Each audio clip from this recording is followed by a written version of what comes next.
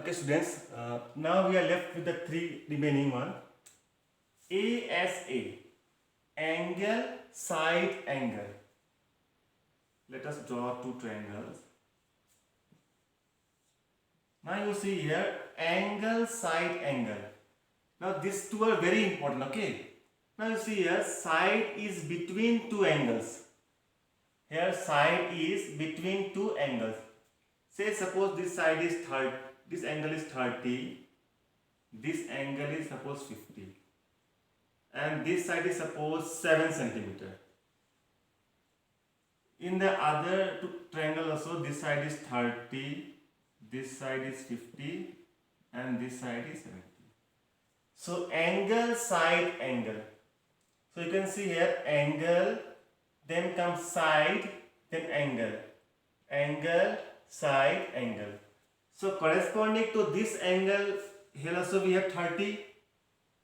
Corresponding to this 7 centimeter side, here also we have 7 centimeter. And corresponding to this 50 degree here in the other triangle, we also have 50 degree. So if the two triangles are in this pattern, where angle, side, angle. So angle, angle, side, side, then again angle. Then we can tell that these two triangles are congruent by ASA. Now see, we cannot write here 7 centimeter.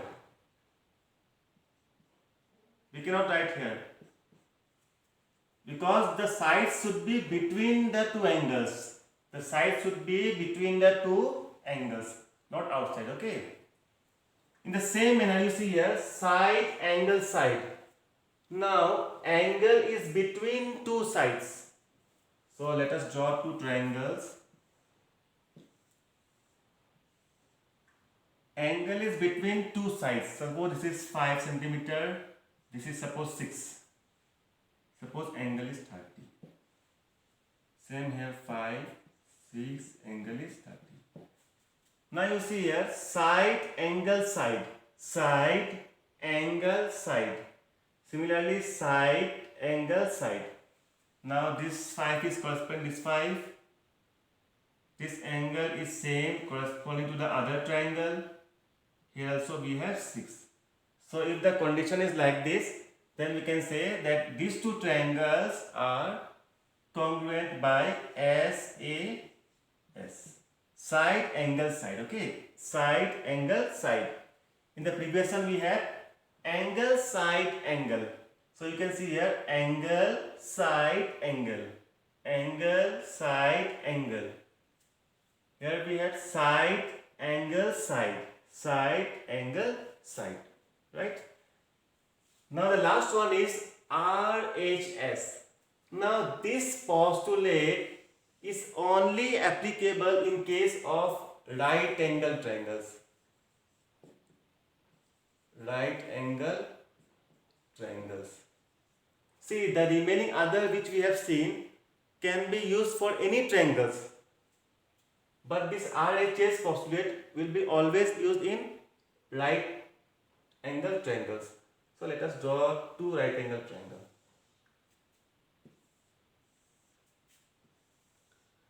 Now R stands for right.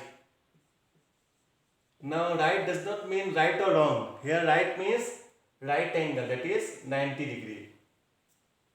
H stands for hypotenuse.